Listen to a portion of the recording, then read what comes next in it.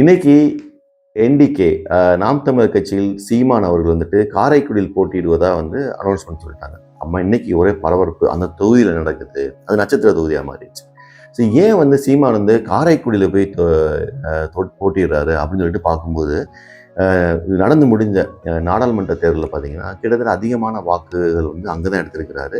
அது மட்டும் இல்லாமல் அங்கே காங்கிரஸுடைய கோட்டை அது எப்பயுமே அங்கே காங்கிரஸ் நிற்பாங்க. ஸோ இவர் காங்கிரஸ் தான் நேராக நெத்திக்கு நெத்தி எதிர்த்து நின்று பேசுவார் இல்லையா, அதனால் அவர் காங்கிரஸ் எங்கே நிற்கிதோ அங்கே தான் அட்டாக் பண்ண போகிறாரு அப்படிங்கிற மாதிரி பேசுகிறாங்க. பட் ஆனால் அவருடைய ஹிஸ்ட்ரியை பார்த்தீங்க அப்படின்னா கடலூரில் 6% எடுத்தார். அப்புறம் திருவெற்றியூரில் நிற்கும்போது பார்த்தீங்கன்னா 25% எடுத்திருக்கிறாரு. ஸோ அஸ் அ இண்டிவிஜுவலாக சொல்கிறேன். அவர் தலைவராக அவர் ஜெயிக்கணும்னு சொல்லி எல்லாரும் ஆசைப்படுவாங்க அந்த கட்சியில். எனக்கு தெரிஞ்சு ஃபஸ்ட்டு வின்னிங் கேண்டிடேட்டாக சீமான் தான் இருப்பாரோன்னு தோணுது. ஏன்னா அவருடைய இண்டிவிஜுவல் ஓட்டு சதவீதம் நான் சொல்கிறேன் 6லேருந்து 25, இன்னும் ஒரு 10% எடுத்தாருன்னா அவர் ஈஸியாக காரைக்குடி ஜெயிச்செல்லாம் எம்எல்ஏ ஆயிடலாம். இந்த மாதிரி சூழ்நிலையில் நடந்துகிட்டு இருக்கும்போது இப்போ எதுக்கு இதை பற்றி பேசுகிறோம் அப்படின்னா, காரைக்குடியில் அந்த தொகுதியை இது வரைக்கும் கொண்டு வந்தது யார் பார்த்தீங்கன்னா அங்கே இருக்கிற இளைஞர்கள் தான், மாவட்ட செயலாளர்கள் யாருமே இல்லையா. ஸோ நாம் தமிழர் கட்சியில் தான் பார்த்தீங்கன்னா நிறைய பேர் போய்கிட்டே இருப்பாங்க, நல்ல ஃபெமிலியர் ஆகிறவங்களாம் போய்கிட்டே இருப்பாங்க. அப்படி ஒருத்தர் யாருன்னா தீரன் மணி அப்படிங்கிற ஒரு அருமையான ஒரு இளைஞர் அந்த தொகுதியில் நாம் தமிழரை நிப்பாட்டினது அவர் தான். அவ்வளோ கடுமையாக உழைச்சி இந்த கட்சிக்காக ஓடாவே போயிருக்கிறாரு. அவருக்கு ரீசெண்டாக சில கருத்து வேறுபாடுகள் கட்சிகளையும் சீமான் காரைக்குடிக்கு போகும்போது அவருக்கு நடந்த சில கான்வர்சேஷன் பிடிக்காம அவர் வெளியே போயிருக்கிறாரு. அவரை தாவேகாவின் டிவிகேவுடைய கட்சியினுடைய பிரபு டென்டல் அப்படின்னு சொல்லி அவர் தான் அந்த தொகுதியின் கேண்டிடேட் நினைக்கிறேன். அவர் காசு கொடுத்து தூக்கிட்டாரு. கடுமையாக காசு அவர் பெரிய பணக்காரர் பிரபுங்கிறவர். சீமான் அப்படிங்கிறவர் அவர் எடுத்த 6%, 25% ஓட்டெல்லாம் பார்த்தீங்கன்னா 1 பைசா கூட கொடுக்கல. இப்போயும் 1 பைசா கூட கொடுக்க மாட்டார். இப்போ நம்ம ரீசெண்டாக கூட பேசியிருந்தோம், காளியம்மாள் மிக மிக மிக முக்கியமான ஒரு லீடர்.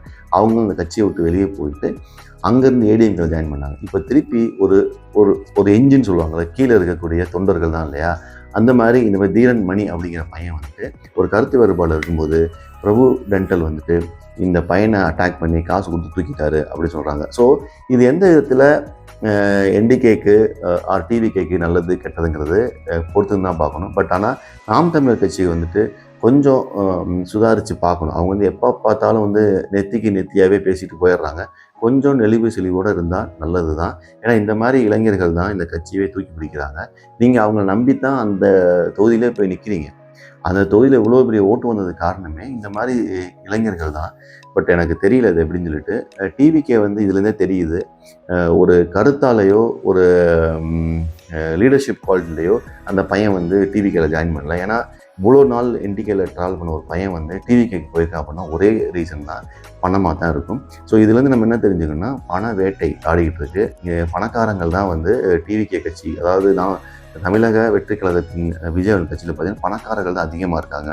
அது நீங்கள் பார்த்தீங்கன்னாலே தெரியும். செங்கோட்டையன், ஆதவர்ஜனா, புஷி ஆனந்த், இந்த பர்டிகுலர் தொகுதியில் நடக்கக்கூடிய ஒரு வேட்பாளர் யாருன்னா பிரபு டென்டல். அவர் எல்லாமே பெரிய பெரிய பணக்காரர்கள். ஸோ ஈஸியாக அந்த மாதிரி இளைஞர்களை தூக்கிடுறாங்க.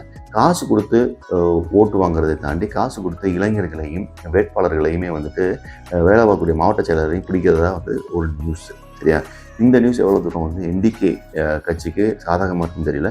பட் தொடர்ந்து நிறைய பேர் போனாலும் நாங்கள் அதை பற்றி கவலைப்பட மாட்டோம். எங்களுக்கு சீமான் அப்படிங்கிற ஒரு ஒற்றை தலைவர் தான் காரணம், அவர் தான் ஜெயிப்பார் அப்படின்னு நினைக்கிறாங்க.